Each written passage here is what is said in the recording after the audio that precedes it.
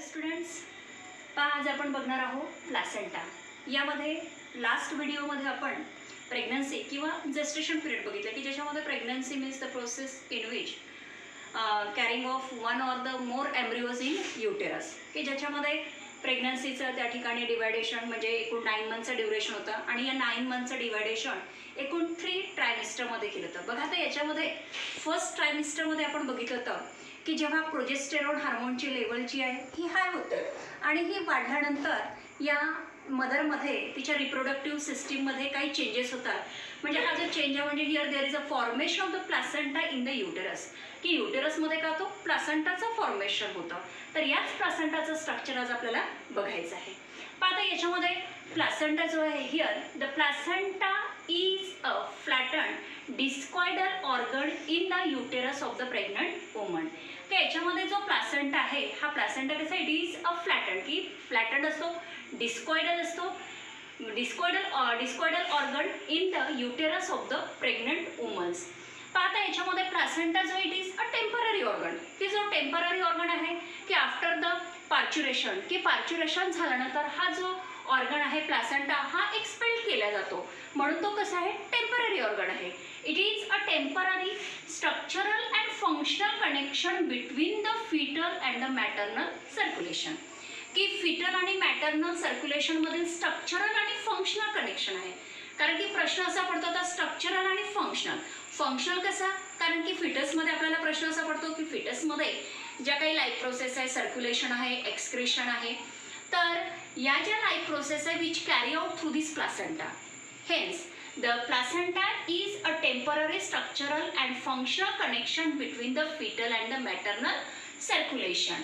पण आता याच्यामध्ये हा जो प्लासेंटा आहे म्हणजे याच प्लासेंटाच्या थ्रू फिटसमध्ये which supply the oxygen and the nutrients, कारण की फिटसच्या ग्रोथ आणि डेव्हलपमेंट करता त्याला न्यूट्रियंटची गरज असते आणि हे जे काही न्यूट्रियंट्स आहेत हे न्यूट्रियंट्स या प्लासेंटाच्या थ्रू सप्लाय केल्या जातात. म्हणजे here these placenta which facilitate the supply of oxygen and nutrient and also for the removal or the elimination of the carbon dioxide and excretory waste product produce by the foetus, की फिटसमध्ये त्याच्या growth आणि development करता oxygen याचबरोबर nutrient supply केलं जातं. कशाच्या through करतात? प्लासेंटाच्या थ्रू. त्याचबरोबर या फिटसमधील कार्बन डायऑक्साईड आहे, त्यानंतर एक्सक्रिटरी वेस्ट प्रोडक्ट आहे की जे या फिटसमध्ये प्रोड्यूस होतात. तर हे एक्सक्रिटरी वेस्ट प्रोडक्ट याच प्लासेंटाच्या थ्रू काय केले जातात? इलिमिनेट केले जातात. Then here the placenta which is attach to the wall of the uterus. याच्यामध्ये हा जो प्लासेंटा आहे हा प्लासेंटा कशाला अटॅच असतो? Here it is attach to the wall of the uterus, की मदरमधली जे युटेरसमधली जी युटेराईन वॉल असते या युटेराईन वॉलला अटॅच असतो. त्याचबरोबर बेबीच्या अम्बिलिकल कॉर्डला, means here it is the placenta is connected to the uterine wall of the uterus and the umbilical cord of the babies, की या बेबीच्या अम्बिलिकल कॉर्डला हा प्लासेंटा अटॅच केलेला असतो.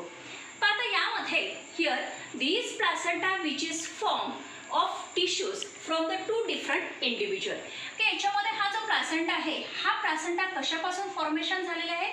2 डिफरंट इंडिव्हिज्युअलमधल्या टिश्यूजमध्ये. आता याच्यामध्ये 2 इंडिव्हिज्युअल कोणकोणते असतात? एक म्हणजे मदर, की मदरमधील युटेराईन वॉल्स युटेरसचं दिलेलं आहे की ज्याच्यामध्ये एक इंडिव्हिज्युअल जो आहे तो मदर आहे आणि दुसरा कोणता आहे? फिटस आहे. म्हणजे here the placenta is only the organ which is form of a tissues from the 2 different individual. One is the mother and other is the foetus, की ज्याच्यामध्ये एक मदर आहे आणि दुसरे फिटस आहे. आता बघा यामध्ये जो part here the part which the part of the placenta which is contributed by the foetus, की याच्यामध्ये जो या प्लासेंटामधला जो पार्ट आहे जो फिटसने कॉन्ट्रीब्यूट केलेला आहे त्याला फिटल प्लासेंटा म्हणतात. म्हणजे here what is foetal placenta?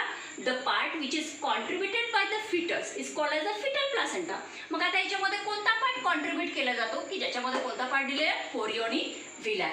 म्हणजे याच्यामध्ये या ज्या कोरियोनिक आपल्याला व्हिलाय दिसत आहे here these part which is contributed by the foetus, की फिटसने जो कॉन्ट्रीब्यूट केलेला असतो त्याला आपण फिटल प्लासेंटा म्हणतो.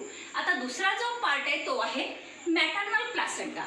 The other part which is rich in blood supply shared by the mother.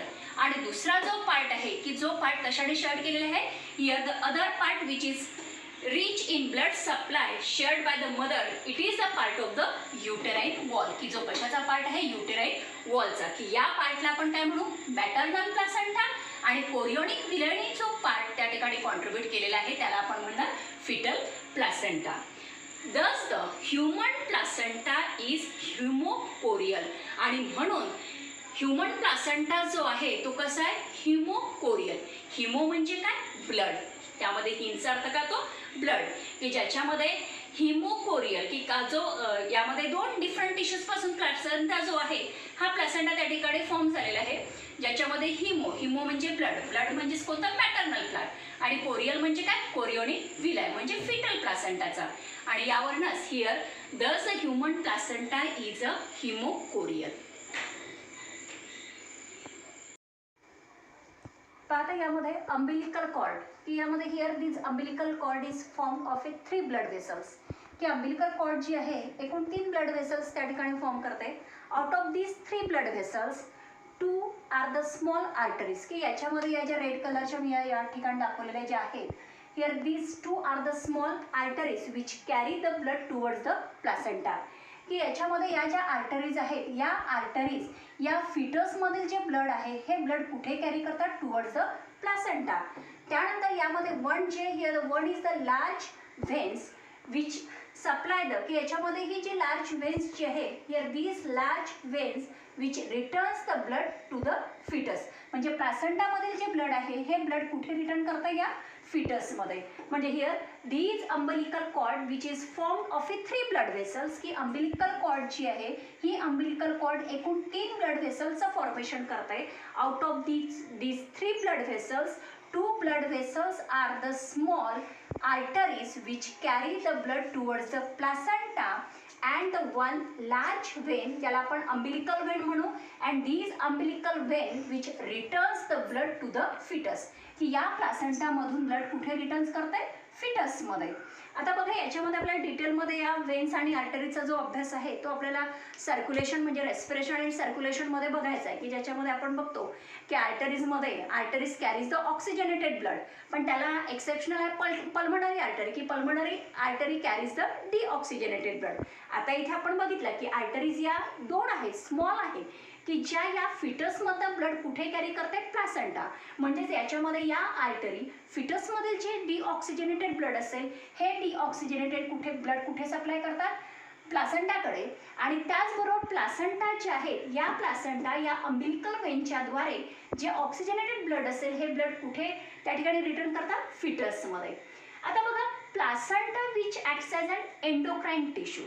की प्लासेंटा जो आहे हा प्लासेंटा एंडोक्राइन टिश्यू म्हणून त्या ठिकाणी ॲक्ट होतो.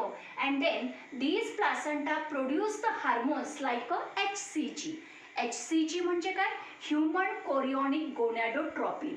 म्हणजे here this placenta which acts as an endocrine tissue and it produce the hormones like HCG, progesterone, estrogen, while the relaxin which is secreted by the ovary in the latter phase of the pregnancy.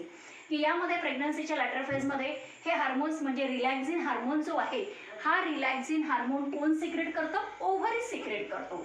आता बघा याच्यामध्ये HCG जी level आहे, here the level of the HCG is increased up to the end of the first trimester. कारण की आपण प्रेग्नन्सीचं 9 मंथचं deviation एकूण 3 ट्रायमिस्टरमध्ये होतं. फर्स्ट ट्रायमिस्टर, सेकंड ट्रायमिस्टर आणि थर्ड ट्रायमिस्टर. की याच्यामध्ये फर्स्ट ट्रायमिस्टरमध्ये HCGची जी लेवल आहे ही HCGची लेवल जी आहे which is increases up to the end of the first trimester and then it is decrease or the declines. आणि नंतर ती जी लेवल आहे ती काय होते, डिक्लाइन्स होते.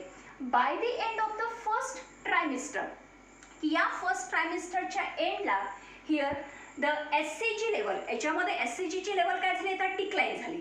आता HCGची लेवल डिक्लाइन झाल्यामुळे जो कार्पस ल्युटियम जो आहे की जो कार्पस ल्युटियम प्रोजेस्टेरॉन हार्मोनचं किंवा इस्ट्रोजन हार्मोनचं प्रोडक्शन करतो, की हा कार्पस ल्युटियम सुद्धा त्या ठिकाणी काय होतो, डिजनरेट होतो. आता कार्पस ल्युटियम डिजनरेट झाल्यानंतर मग प्रोजेस्टेरॉन हार्मोनचं प्रोडक्शन कोण करतं? तर progesterone hormones which is produce by the placenta, की या प्रोजेस्टेरॉन हार्मोनचं प्रोडक्शन कोण करतो? मग हा प्लासेंटा करतो, की which is required for the fetal growth and maintenance of the pregnancy, की जो प्रोजेस्टेरॉन हार्मोन कशासाठी आवश्यक आहे? की या फिटलच्या ग्रोथ करता and maintenance of the pregnancy. आता बघा याच्यामध्ये एक लक्षात घ्यायचं की HCG, त्यानंतर HPL म्हणजे human placental lactogen and relaxin, here these hormones are produced in woman, की हे जे 3 हार्मोन्स आहेत त्याच्यामध्ये HCG आहे, त्यानंतर HPL आहे, ह्युमन प्लासेंटल लॅक्टोजन हार्मोन आणि रिलॅक्सिन हार्मोन, की हे जे 3 हार्मोन्स आहे हे 3 हार्मोन्स फक्त कोणामध्ये प्रोड्यूस होतात? वुमनमध्ये. पण कोणत्या वुमनमध्ये? Here it is produced in woman only during the pregnancy, की प्रेग्नन्सीच्या वेळेस वुमनमध्ये हे 3 हार्मोन्स प्रोड्यूस होतात, ज्याच्यामध्ये एक लक्षात ठेवायचं तुमच्यासाठी आहे HCG, HPL आणि रिलॅक्सिन. तर इथेच आपला हा प्लासेंटाचा पार्ट जो आहे, हा प्लासेंटाचा पार्ट आपला कंप्लीट झालेला आहे. आता याच्यानंतरचा नेक्स्ट जो टॉपिक आहे तो आहे पार्च्युरेशन, की जो आपण नेक्स्ट व्हिडिओमध्ये बघणार आहोत. थँक्यू.